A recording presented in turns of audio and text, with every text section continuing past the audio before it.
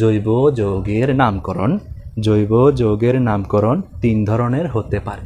সাধারণ পদ্ধতির নামকরণ, উদ্ভূত বা জাতক পদ্ধতির নামকরণ, আইইউপ্যাক পদ্ধতির নামকরণ।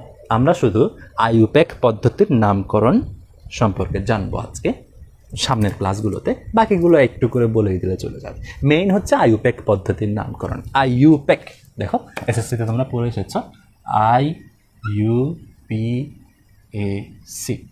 International union of pure applied chemistry, international union of pure applied chemistry. এই আইইউপ্যাক পদ্ধতির নামকরণ নিয়ে আমরা আলোচনা করব। আইইউপ্যাক পদ্ধতির নামকরণের কিছু নিয়মাবলী আছে, স্পেসিফিক নিয়মাবলী আছে একটা যৌগের নামকরণ করার জন্য।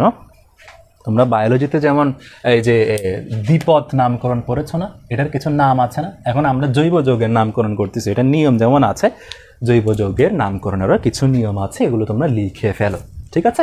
প্রধান শিকল নির্বাচন নামকরণের প্রথম শর্ত হচ্ছে প্রধান শিকল নির্বাচন, দ্বিতীয় হচ্ছে শাখা শিকল নির্বাচন, 3 নাম্বার স্টেপ হচ্ছে নাম্বারিং।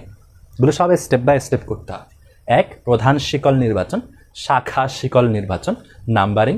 শাখার নাম আগে আসবে, প্রধান নাম পরে আসবে, ঠিক আছে? জৈব যৌগের নামকরণের নিয়মাবলী, এটা সবাই খাতায় লিখে ফেলো।